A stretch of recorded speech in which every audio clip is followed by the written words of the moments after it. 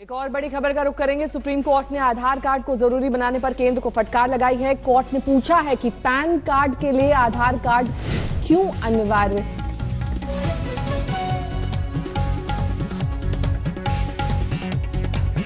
Civil सेवा दिवस पर इस वक्त प्रधानमंत्री नरेंद्र मोदी का संबोधन चल रहा है। सीधे आपको वहीं ले चलते हैं। मैं नहीं मानता हूं कि आपको अपनी शक्ति का एहसास नहीं है और न ही आपको चुनौतियों का अंदाज है, ऐसा नहीं है। शक्ति का भी पता है, चुनौतियों का भी पता है, जिम्मेवारियों का भी पता है। और हमने देखा है कि यही उपलब्ध व्यवस्था के तहत देश को उत्तम परिणाम भी मिले हैं।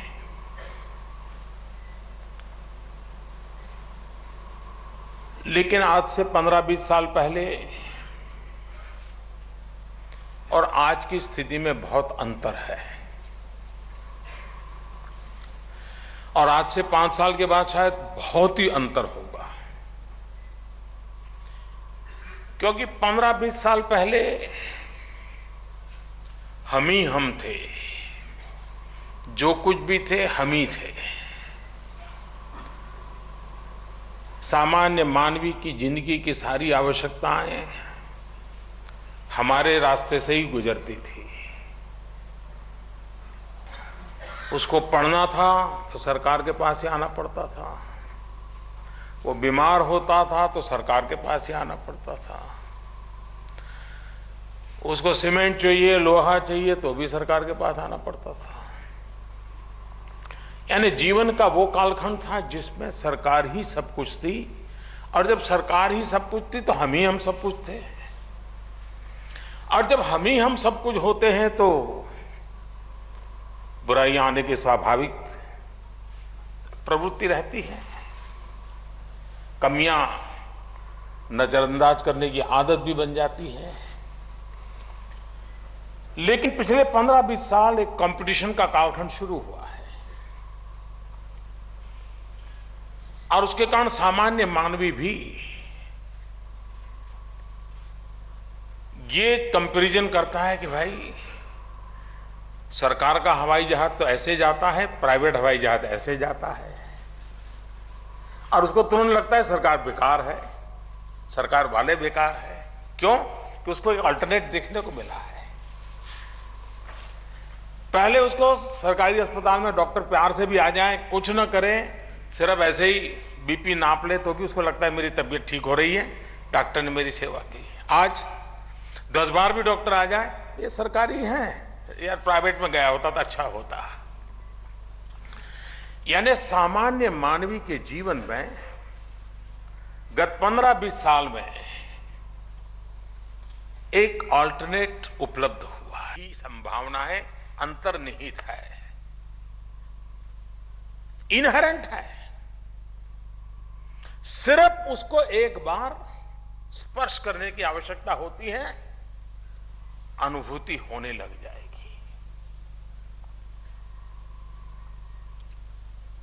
क्या हम इससे इन बातों को सीख सकते हैं? क्या कारण है? आप भी तो कभी उसी प्रक्रिया से निकले हैं, आपने भी किसी गांव में काम किया, धीरे धीरे करके डिस्ट्रिक्ट में आए, ऐसा करते करते यहां पहुंचे हैं। और भी बहुत लोग होंगे जो पिछली बार भी डिस्ट्रिक्ट में काम करते थे, इस बार भी डिस्ट्रिक्ट में काम करते हैं, लेकिन पहले उनको नहीं लगा,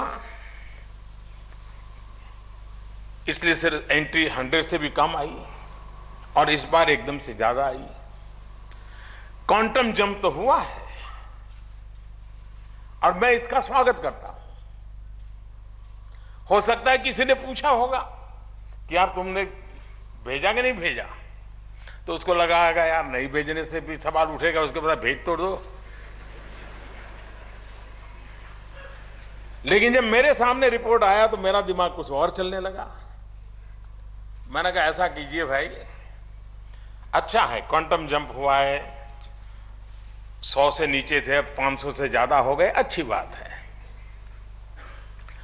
अब थोड़ा क्वालिटेटिव एनालिसिस होना चाहिए।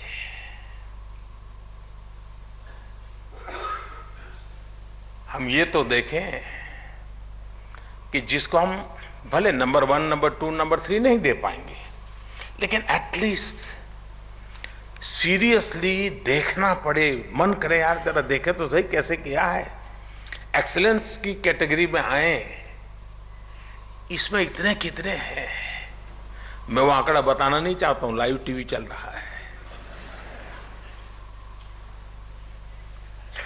मैं संतुष्ट इसलिए हूं कि चलो भाई एक शुरुआत हुई, क्वांटम जंप हुआ। अब मैं चाहता हूं कि इस एक साल में क्वालिटेटिव चेंज होना चाहिए।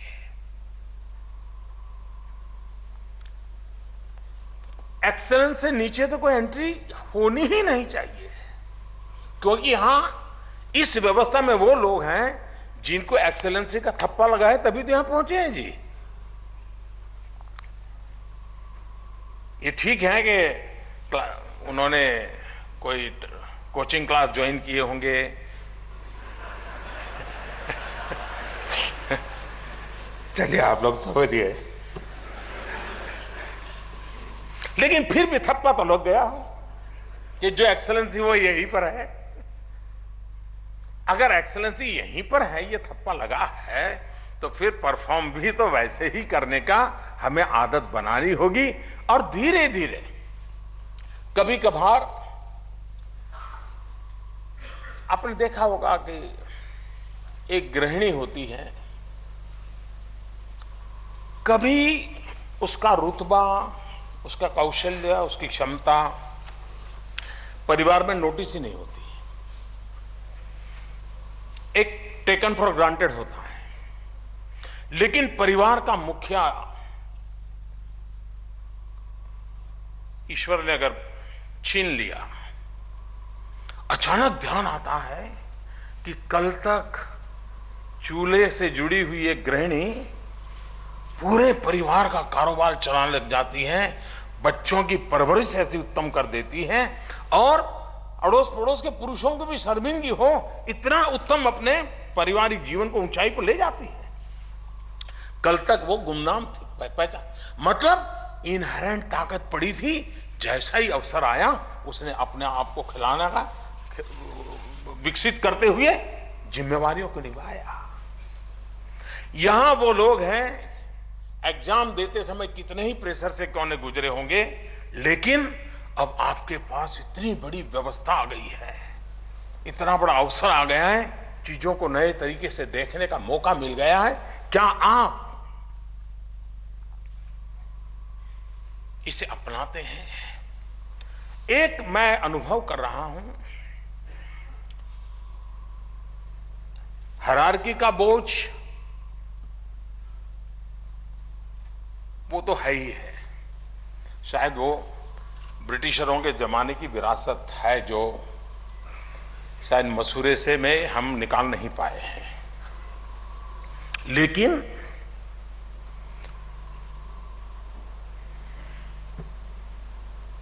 मुझे सब आता है, मेरे जमाने में तो ऐसा होता था, अरे तू अभी नया आया है यार, हमने तो कई साल पहले 20 साल पहले डिस्ट्रिक्ट करके आए हैं। ये जो अनुभव का बोझ है, वो बोझ हम ट्रांसफर करते चले जा रहे हैं जी। हम सोचे, सीनियर लोग सोचे, ये अनुभव बोझ तो नहीं बन रहा है, कहीं हमारा अनुभव नए एक्सपेरिमेंट के लिए ब्रेक का काम तो नहीं कर रहा है, कहीं मुझे ऐसा तो नहीं लग रहा है कि मैं अब यहां सेक्रेटरी बन गया हूं, उस डिस्ट्रिक्ट में मैं पहले काम करता था, मैंने मेरे समय में इस काम को पूरा करने की कोशिश की थी, नहीं किया, 20 साल बीत गए, अभी ये नया लड़का आया है, वो कर रहा है, यार मेरी इज्जत खराब हो जाएगी, कोई पूछेगा यार तू था, नहीं हुआ, देख के बच्चे ने कर दिया। तो मेरे अनुभव का बोझ ब्रेक बन रहा है और मैं ही रुकावट बन जाता हूं।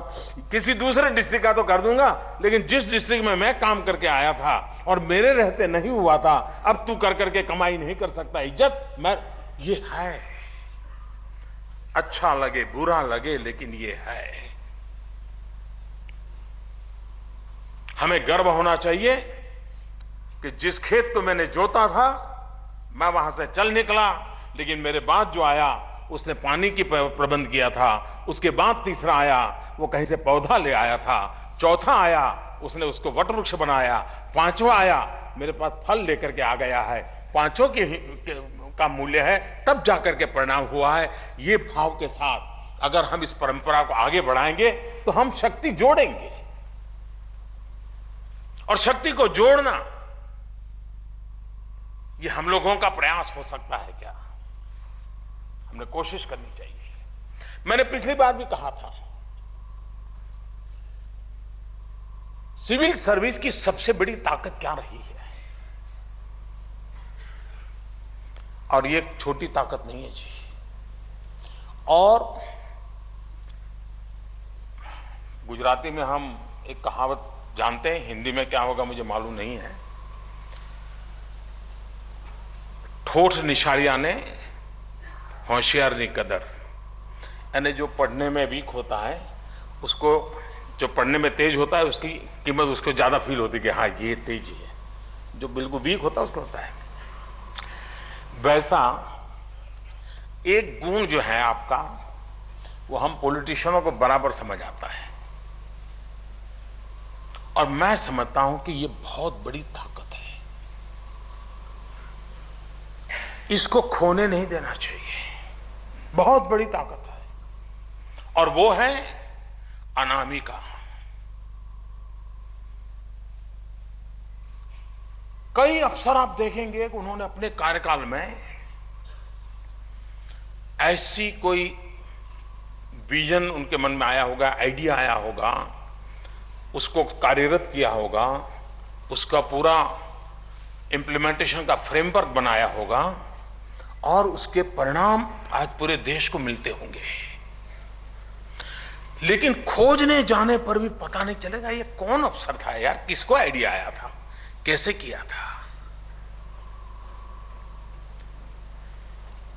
ये अनामिका,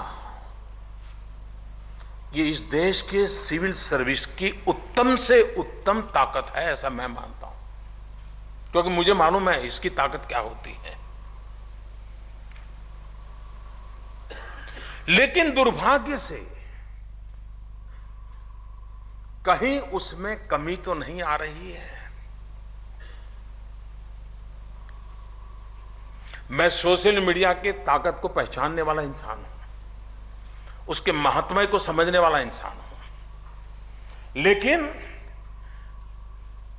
व्यवस्थाओं का विकास अगर उसके माध्यम से होता है और यह व्यवस्थाओं को जनता जनार्दन से जोड़ने के लिए काम आता है, तब तो उसका उपयोग है। अगर मैं सोशल मीडिया के नेटवर्क के द्वारा एक डिस्ट्रिक्ट का अफसर हूं और मैं टीकाकरण की डेट का प्रचार करने के लिए सोशल मीडिया का उपयोग करता हूं, भाई 20 तारीख को टीकाकरण है, 20 तारीख को टीकाकरण है, जरूर आइए, बात पहुंचाइए, मैं सोशल मीडिया का उपयोग कर रहा हूं। लेकिन अगर मैं टीकाकरण में 2 बूंद पिलाने गया हूं और मेरी फोटो फेसबुक पर प्रचारित कर रहा हूं, तो अनामिका के लिए मैं सवालिया निशान बन जाता हूं। एक ही व्यवस्था को मैं कैसे उपयोग करूं? आज मैं देखता हूं डिस्ट्रिक्ट लेवल के जो अफसर हैं वो इतने बिजी हैं, इतने बिजी हैं, इतने बिजी हैं कि ज्यादातर समय इसी में जाता है।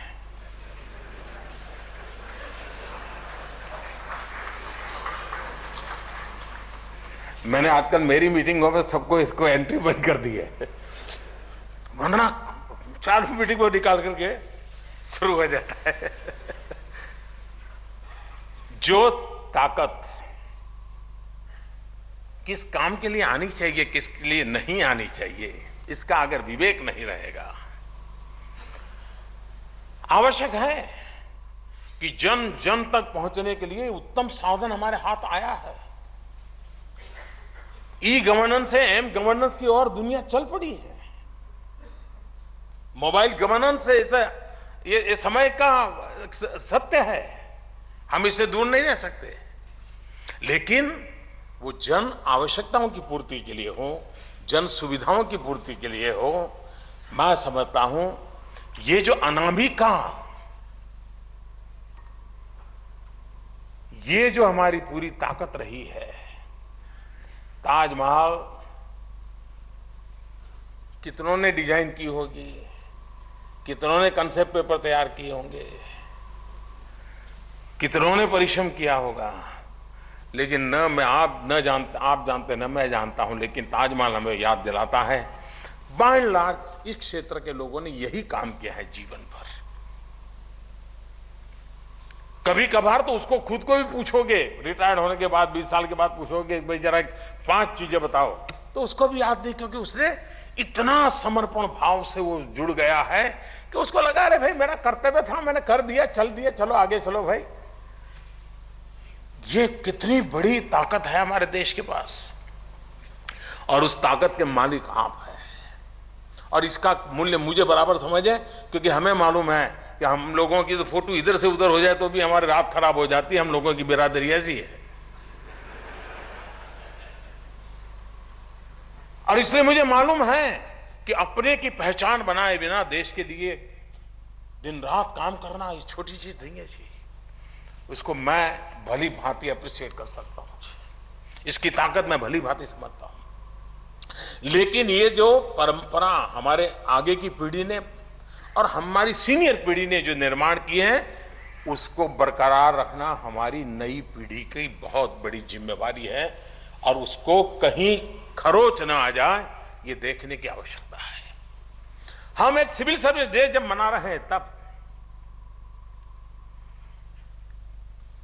गवर्नेंस के रिफॉर्म के लिए दुनिया भर के कमेटियां बनी होंगी, कमीशन बैठे होंगे, केंद्र सरकार में बैठे होंगे, राज्य सरकारों में बैठे होंगे, और जिन्होंने बनाया होगा उन्होंने भी पूरा पढ़ा नहीं होगा, क्योंकि 6 लोगों ने 6 पीस लिखे होंगे, फिर किसी ने तीसरे ने उसको कंबाइन किया होगा। ये जो सच्चाई है, जैसा बुरा लगे अच्छा लगे, जो रियलिटी यही है जी। और उसके बाद तो शायद एड्रेस भी पता नहीं होगा कहां पड़ा है। राज्यों में भी ऐसे ढेर सारे, हर सरकार को लगा होगा कुछ रिफॉर्म करेंगे, कुछ रिफॉर्म कमीशन बनाएंगे, और ठीक है कुछ लोगों को काम धाम मिल जाता है रिटायर्ड होने के बाद, लेकिन बदलाव नहीं आता है। मेरा आज भी अनुभव से मैं कह सकता हूं, और मेरा सद्भाग्य रहा है कि मैं भी अगर आपकी तरह इस व्यवस्था में होता, हो नहीं सकता, क्योंकि मुझे कोचिंग क्लास तो कहीं मिलना नहीं था लेकिन 16 साल कोई नौकरी करे तो क्या बन सकता है? डिप्टी सेक्रेटरी बन जाता है, क्या बनता है? हाँ, डायरेक्टर बन जाता है। तो मैं डायरेक्टर की कैटेगरी में आ जाता, क्योंकि मैं 16 साल से आप लोगों के साथ काम कर रहा हूं, इसी व्यवस्था के साथ आप ही के लोगों के बीच में काम कर रहा हूं, और इसलिए मेरा मत है, और मैंने अनुभव देखा है, सचमुच में इस व्यवस्था में काम करने वालों का जो अनुभव है और उनके सुझाव है, इससे बड़ा रिफॉर्म के लिए कोई कमीशन सुझाव दे ही नहीं सकता जी। ये हमारी गलत सोच है जी। आप लोगों के पास जो है उससे उत्तम सुझाव बाहर से आ ही नहीं सकता साहब। ये हम अभी भी उसको न तवज्जो देते हैं और न ही हम उसको फॉलो करते हैं। क्या हम अपने कैरेक्टर में ला सकते हैं? भी छोटा सा व्यक्ति अपने अनुभव से, ये जो एक्सरसाइज चल रहा है ना, जो पेपर लिखवाए नए लोगों से, मैंने 4 लेटेस्ट जो बैच के लोग हैं उनसे कहा भी आप लिख करके दो। एक नई थॉट प्रोसेस आए हमारे पास, आए, सबने लिखा। हो सकता है कुछ ने कट पेस्ट किया होगा, मैंने देखा नहीं पूरा, लेकिन ये सब मनुष्य का स्वभाव है, होता रहता है। लेकिन फिर भी कुछ न कुछ ऐसा आया होगा जिस पे मंथन हुआ होगा। अब ये व्यवस्था का मुख्य लोगों का काम है कि ये जो एक्सरसाइज था, हमें कोई डिग्री पाने के लिए नहीं की है, एकेडमिक रैंकिंग के लिए नहीं की है, मेरा पेपर स्वीकृत हुआ इसके लिए नहीं किए हैं। जो आए हैं, अनुभव की बातें आई हैं, धरती पर काम करने वाले इंसान ने कही है, जो रोजमर्रा किसानों के साथ जिंदगी गुजारता है, रोजमर्रा अपने क्लरिकल काम करने वाले से जिंदगी गुजारता है, जो अपने नए कंप्यूटर ऑपरेटर के साथ जिंदगी गुजारता है, ऑफिस टाइमिंग के कारण और सीजन के साथ जो क्लैशेज आते हैं, वो जिसने देखा है उसने कहा है। हम इसको एक होली बुक की तरह पकड़ सकते हैं क्या? भले छोटे व्यक्ति ने कहा हो, लेकिन हमारे अंदर से कहा है तो उसकी ताकत बहुत बड़ी है। ये हम अपना माइंड सेट तैयार कर सकते हैं क्या? आप देखिए, हमें अच्छा, और जब अंदर से बात आती है तो उसकी ओनरशिप होती है जी। ओनरशिप किसी भी सक्सेस की पहली गारंटी होती है जी। सफलता तब मिलती है जबकि टीम ओनरशिप लेती है। ओनरशिप की संख्या जितनी ज्यादा बढ़ती है, सफलता उतनी तेज आती है, जिम्मेवारी कम हो जाती है, बोझ कम हो जाता है, परिणाम का यश सबको मिलता है।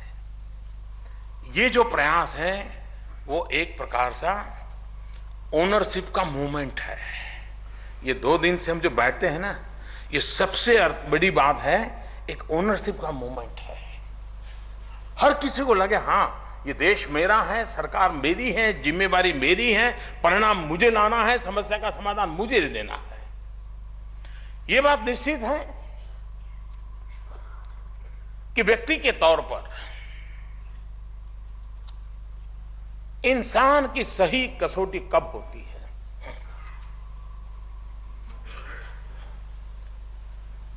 आपको भी भली भांति पता होगा, क्योंकि आप उस जगह पे बैठे हैं। अभावग्रस्त अवस्था ये व्यक्ति का सही मूल्यांकन नहीं करती है। प्रभावगत अवस्था व्यक्ति का सही मूल्यांकन करती है। आपके पास सब है, फिर भी आप अलिप्त हैं, तब जाकर के पता चलता है कि हाँ, ये कुछ बात है। कुछ नहीं है तो लगता है यार ठीक है, ऐसे ही जीते हैं तो कोई देखता, महत्व ही नहीं है इसका। आपके पास हर प्रकार का प्रभाव है, पूरी शासन व्यवस्था आपकी उंगलियों पर है, आपके शब्द की ताकत है, आपकी साइन की तो किसी की दुनिया इधर से उधर बदल जाती है। तब जाकर के आप क्या करते हैं, ये आपकी कसौटी है। और इसलिए अभावग्रस्त अवस्था में न व्यक्ति का मूल्यांकन संभव होता है, प्रभावगत व्यवस्था में होता है। उसी प्रकार से प्रगति में कंट्रीब्यूशन, बाय एंड लार्ज हम देश में एक ऐसे कालखंड से गुजरे हैं, हमारे में से बहुतेक की सोच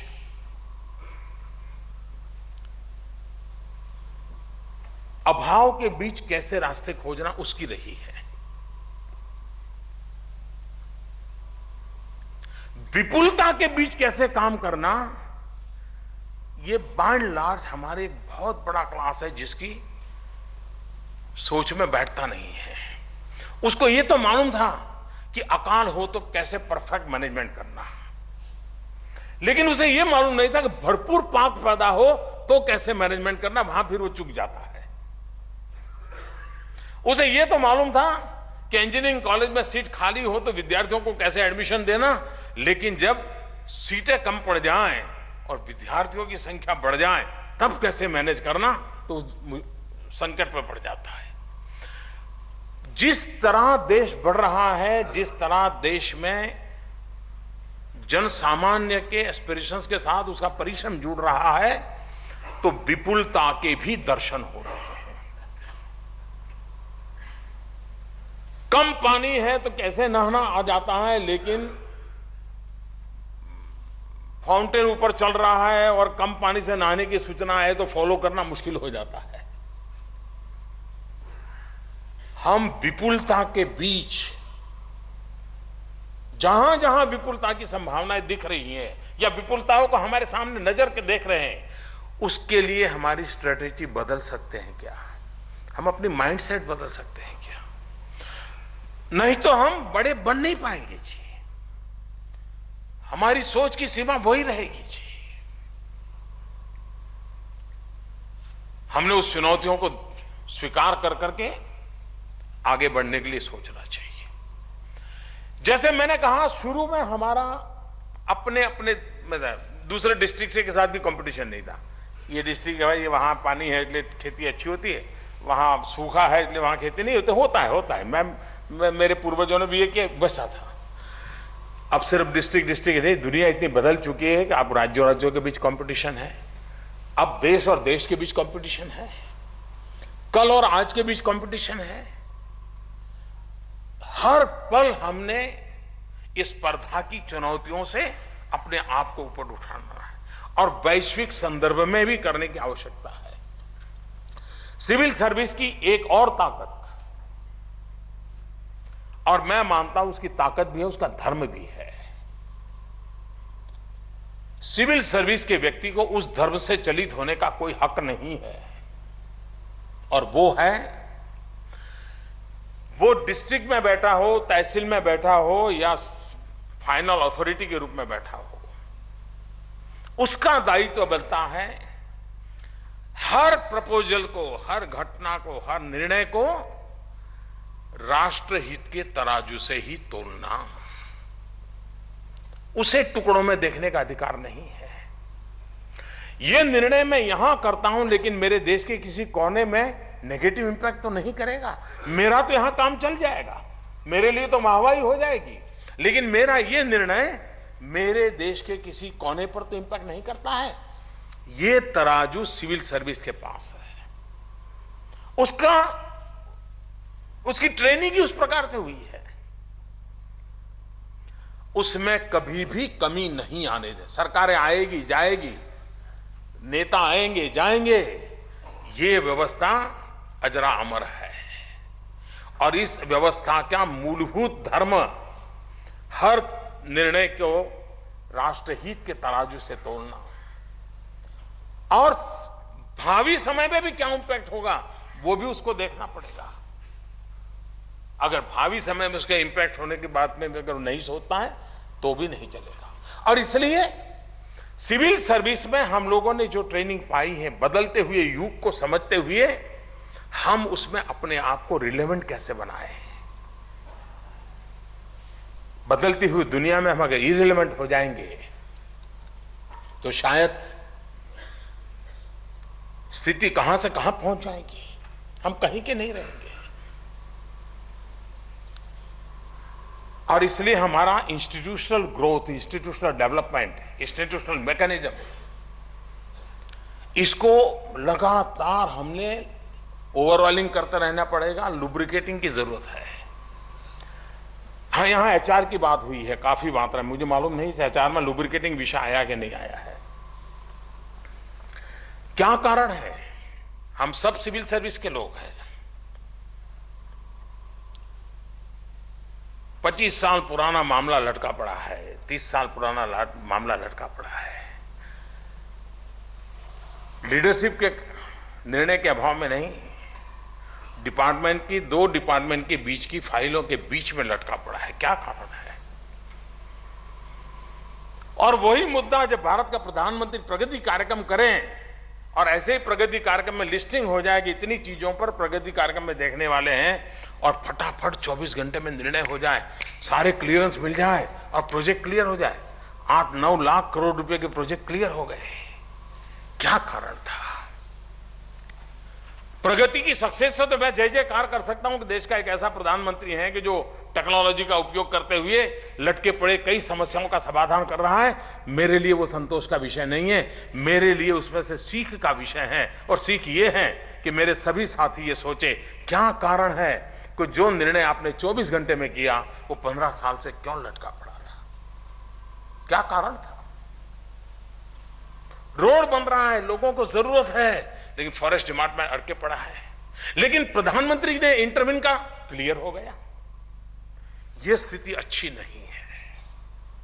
प्रगति की सक्सेस के लिए मोदी का जय जयकार हो जाए, उससे देश का भला नहीं होगा। वो एक टेम्पररी चीज है। देश का भला इसमें है कि मेरी व्यवस्था सुचारू रूप से चलती हो। हर अफसर के बीच में एक लुब्रिकेटिंग व्यवस्था होनी चाहिए जी, लुब्रिकेटिंग कोऑपरेशन होना चाहिए। घर्षण शक्ति को व्यय करता है जी, लुब्रिकेशन शक्ति को स्मूथ कर देता है जी। क्या हम उस दिशा में सोचते हैं क्या? अभी भी मैं समझ नहीं पाता हूं जी, सरकार के 2 डिपार्टमेंट कोर्ट में क्यों झगड़ा कर रहे हैं, मैं नहीं समझ पाता। अदालत के अंदर 2 डिपार्टमेंट, 2 अलग अलग व्यू, सरकार एक।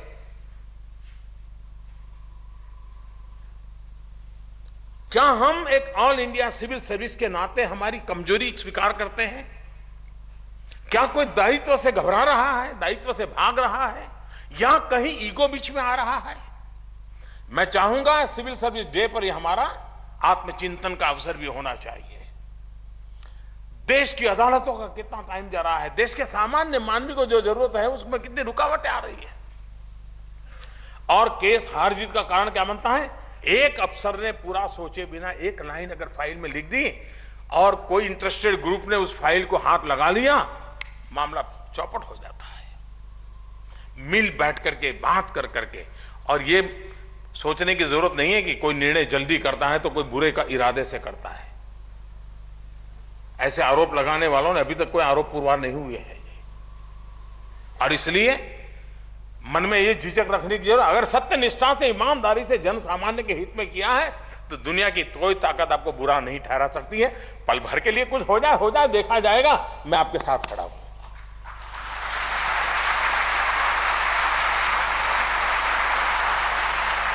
सत्य निष्ठा से काम होना चाहिए, कौन रोकता है जी? और आज एक अवसर आया है हिम्मत से फैसले लेने का, आज एक अवसर आया है आउट ऑफ द बॉक्स सोचने का, आज एक अवसर आया है कि निर्धारित मार्ग से भी नया मार्ग पर कदम रख करके स्थितियों को बदलने का अवसर आया है। और मैं मानता हूं मेरे साथ काम करने वाले हर साथियों को ऐसा अवसर उनकी जिंदगी में बहुत कम आया होगा जो आज आया है, क्योंकि मैं इस सोच का व्यक्ति हूं। यहां पर रिफॉर्म, परफॉर्म, ट्रांसफॉर्म की बात हुई। राजनीतिक इच्छा शक्ति निर्भर करती है रिफॉर्म के लिए, लेकिन आपकी कर्तृत्व शक्ति निर्भर करती है परफॉर्म के लिए। राजनीतिक इच्छा शक्ति रिफॉर्म कर सकती है, लेकिन अगर ये टीम की कर्तृत्व शक्ति कम पड़ जाएगी तो परफॉर्म नहीं होता है, और जन भागीदार नहीं होती तो ट्रांसफॉर्म नहीं होता है। तो ये तीनों चीजें, पॉलिटिकल विल पावर ये रिफॉर्म कर सकता है, लेकिन ब्यूरोक्रेटिक सिस्टम, गवर्नेंस ये परफॉर्म करता है, और जन भागीदारी ट्रांसफॉर्म करती है। हमें इन तीनों को एक वेवलेंथ में चलाना बहुत जरूरी है। जब हम तीनों को एक वेवलेंथ में चलाते हैं तो हमें इच्छित परिणाम मिलता है। मैं चाहूंगा कि सिविल सर्विस डे के निमित्त हम आत्मचिंतन करने में कोई कोताही न बरतें। सोचें, जिस दिन सिविल सर्विस के लिए आप सिलेक्ट हुए होंगे, आपके मां बाप ने आपको किस रूप में देखा होगा, आपके यार दोस्तों ने कैसे देखा होगा, और आप भी जब घर से चले होंगे उस पल को याद कीजिए। मैं मानता हूं कि वो पल ही उससे बड़ा उत्तम से उत्तम आपका कोई मार्गदर्शक नहीं हो सकता है। जो जीवन की वो पहली पल थी, वही आपके जीवन की ताकत है। अगर कुछ और है तो आप डिरेल हुए हैं, अगर वो बना हुआ है तो आप सच्चे रास्ते पर। न मेरे शब्दों को याद करने की जरूरत है, न हिंदुस्तान के कितने ही आपके सीनियर लोगों ने आपको कहा हो किसी को याद करने की, सिर्फ अपने आप जिस दिन आप सिविल सर्विस के लिए सिलेक्ट हुए थे उस पल आपके मन में जो विचार आया था वही आपकी प्रेरणा रहेगा। मैं नहीं मानता इस देश को कोई नुकसान होगा, कोई बाहर से जरूरत नहीं है जी। उसी को याद करे, बार बार याद करे, सिविल सर्विस डे को याद करे। फिर से एक बार जरा 30, 40 साल, 25 साल पीछे चले जाइए, जरा उस पल को याद कीजिए जब माँ बाप को पता चला होगा कि आप यूपीएससी पास होकर के IAS होकर के अब आप आगे बढ़ रहे हैं, अब मसूरी के लिए निकलने आए वाले, उस पल को याद कीजिए। रेलवे स्टेशन पर आपके माँ बाप छोड़ने आए होंगे, पल याद कीजिए। बस स्टेशन पर आपके साथी छोड़ने आए होंगे, पल याद कीजिए। वो पहले 24-48 घंटों को याद कीजिए। जिंदगी में कैसे कैसे सपने भर करके निकले थे, क्या कहीं उसमें डाइल्यूजन डाइवर्जन तो नहीं आया है? किसी और के उपदेश की आवश्यकता नहीं, किसी प्रेरक कथा की आवश्यकता नहीं है। ये अपने आप में बहुत बड़ी ताकत होती है। सरकार का एक स्वभाव होता है,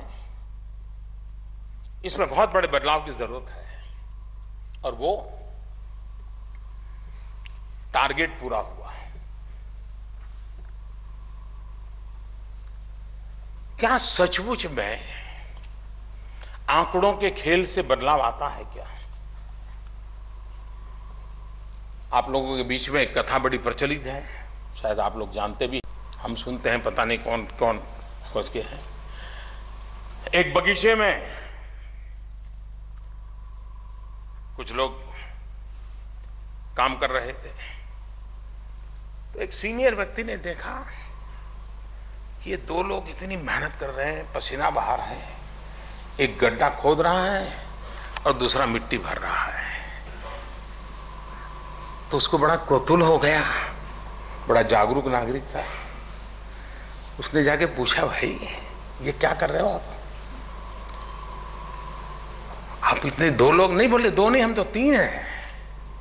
अच्छा 3 हैं? नहीं, बोले तीसरा आज आया नहीं। तो बोले क्या काम कर रहे हो? तो बोले मेरे जिम्मे है गड्ढा करना, जो आज नहीं आया उसका जिम्मा है पैड लगाना, और इसका जिम्मा है मिट्टी डालना। लेकिन वो नहीं आया, लेकिन हमारा काम चल रहा है।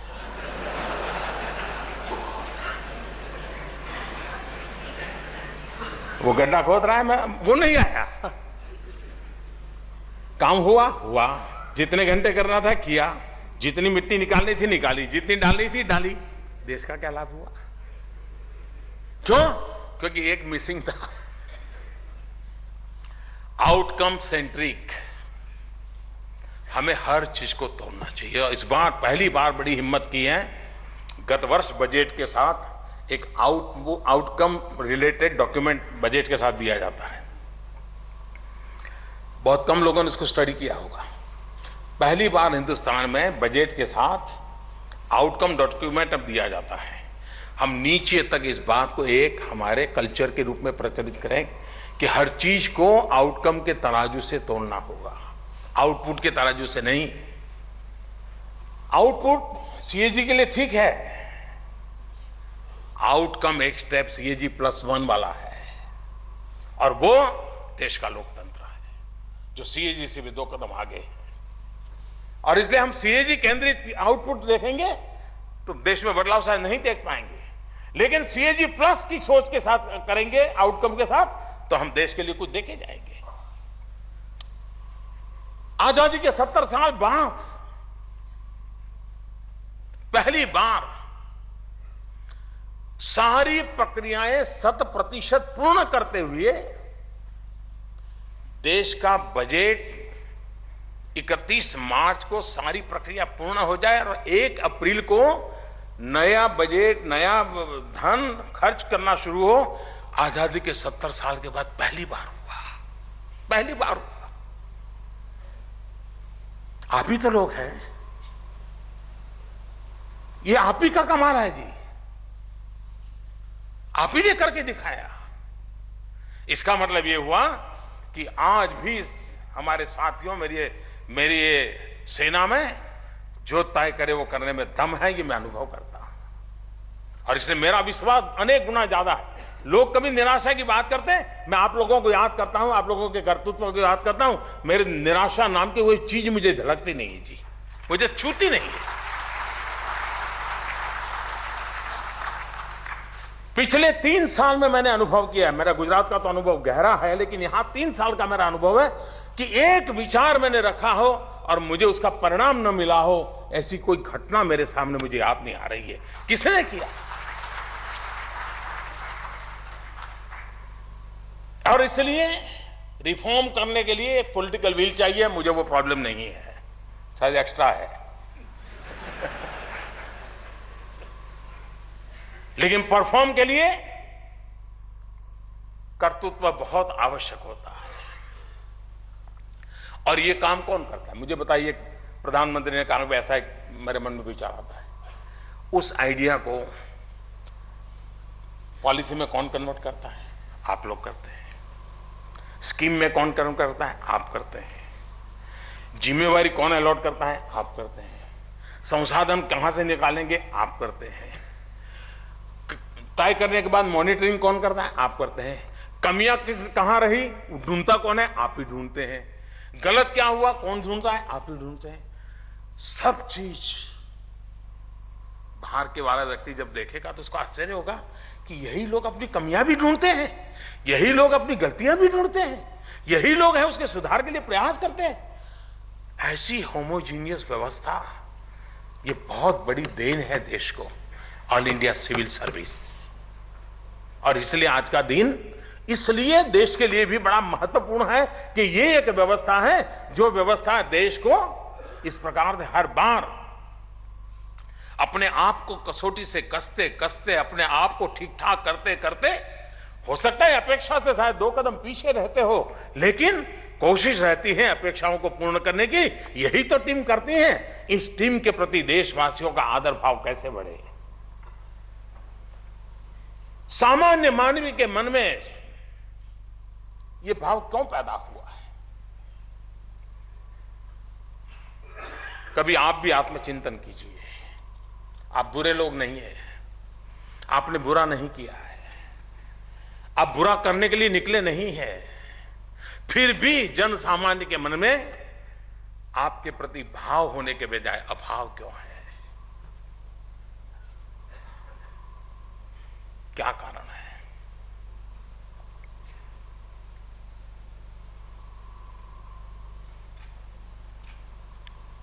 ये आत्मचिंतन हम लोगों ने करना चाहिए।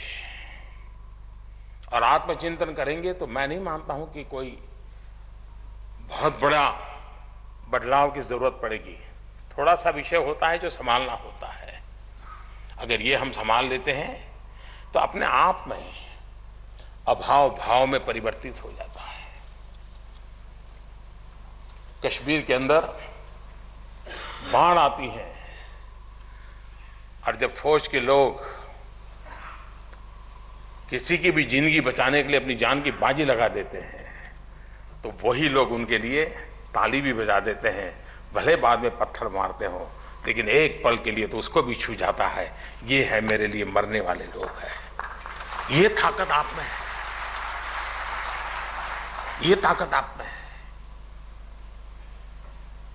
ऐसे उज्जवल भूतकाल के साथ हम आगे चलने वाले लोग हैं। मैं आपसे चाहूंगा 2022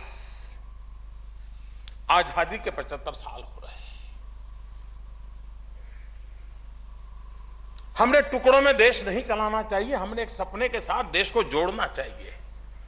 हर सपने को संकल्प में परिवर्तित करने के लिए हमने कैटलिक एजेंट के रूप में रोल प्ले करना चाहिए। 125 करोड़ देशवासियों के मन में ये भाव क्यों न जगे? 2022 आजादी के दीवानों ने जो सपने देखे और जिसके कारण हमें आजादी मिली और जिसके कारण हम इस अवस्था में पहुंचे,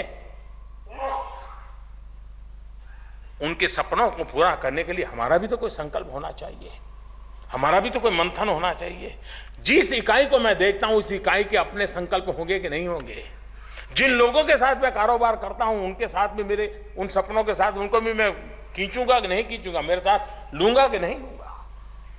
अगर 2022 भारत की आजादी के 75 साल ये भारत के सरकार के अंदर बैठा हुआ छोटे से बड़ा हर मुलाजिम का अगर सपना नहीं बनता है तो आजादी के उन दीवानों के प्रति हम अन्याय कर देंगे जिन्होंने देश के लिए जान की बाजी लगा दी। ये हम सबका संपर्क होना चाहिए। गंगा सफाई की बात हम करते हैं, कोई न कोई सिविल सर्विस का व्यक्ति तो होगा कि गंगा के तट के कोई न कोई गांव उसके चार्ज में होगा।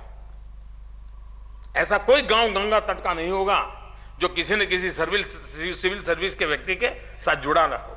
राजीव गांधी के जमाने से गंगा सफाई की बात चली है। उस तट पर जो गांव है उस पर कोई न कोई सिविल सर्विस का व्यक्ति का चार्ज रहा ही होगा। वो डिस्ट्रिक्ट में होगा तब भी वो गांव उसके अंडर में आया होगा, वो तहसील में होगा तब भी आया होगा। अगर मैं सिविल सर्विस में हूं, देश गंगा सफाई चाहता है, भारत सरकार का गंगा सफाई का कार्यक्रम है, कम से कम मैं गंगा तट के उस गांव में गंदगी नहीं जाने दूंगा। इतना संकल्प मेरा साथी नहीं कर सकता है क्या? एक बार वहां इंचार्ज मेरा अफसर तय करे, मैं जिस गांव का इंचार्ज हूं, यहां से कोई गंदगी अब गंगा में नहीं जाएगी। कौन कहता है गंगा साफ नहीं हो सकती है? करने के तरीके यही बनाने होंगे। हमारे सपनों और संकल्पों को माइक्रो लेवल पर मैनेजमेंट क्या हो, इसके साथ हमें अपने आप को जोड़ना पड़ेगा, जिम्मेवारी लेनी पड़ेगी, ओनरशिप का भाव। अगर इस चीजों को हम करते हैं तो हम परिवर्तन ला सकते हैं जी। और ये मान के चले, दुनिया भारत के प्रति एक बहुत बड़ी आशा भरी नजर से देख रही है। भारत के डेमोक्रेटिक वैल्यूज बदलते हुए विश्व में भारत को एक अलग तरीके से दुनिया देख रही है। कल तक हम अपना गुजारा करने के लिए जो भी करते थे, लेकिन 2022 के पहले हमने सपने देखने चाहिए कि विश्व के अंदर भी भारत एक ताकत के रूप में कैसे उभरे। ये सपना देख करके हमने चलना चाहिए। और ये चुने हुए लोगों का सिर्फ कर्तव्य नहीं है, सार्वजनिक जीवन में काम करने वालों का कर्तव्य नहीं है, शासन व्यवस्था में जीने वालों का ज्यादा कर्तव्य है। ये अगर हो, और प्रशासक हो या शासक हो, हर एक का अगर एक दिशा में चलना हो, वेवलेंथ एक हो, मुझे मन विश्वास है कि हम निश्चित परिणाम प्राप्त कर सकते हैं। सरदार वल्लभ भाई पटेल को हम हमेशा याद करते हैं। इस व्यवस्था को भारतीय संदर्भ में विकसित करने का काम सरदार वल्लभ भाई पटेल के सपनों के अनुकूल बनाने का हर किसी ने प्रयास किया है। अब हम लोगों का दायित्व बनता है कि बदलते हुए युग में, चुनौतियों के कालखंड में, स्पर्धा के वातावरण में हम अपने आप को सिद्ध कैसे करें और सामान्य मानवीय के सपनों को पूरा करने का लिए प्रयास करें। मैं फिर एक बार आपको इस सिविल सर्विस डे पर देश भर में और दुनिया के हर कोने में बैठे हुए इसी क्षेत्र के हमारे साथियों को हृदय से बहुत बहुत बधाई देता हूं। और देश को यहां तक पहुंचाने में आपकी जितनी भी पीढ़ियों ने काम किया है, उन सबको आज उनका ऋण स्वीकार करता हूं, उनका धन्यवाद करता हूं। आप सबको शुभकामनाएं देता हूं। बहुत बहुत धन्यवाद।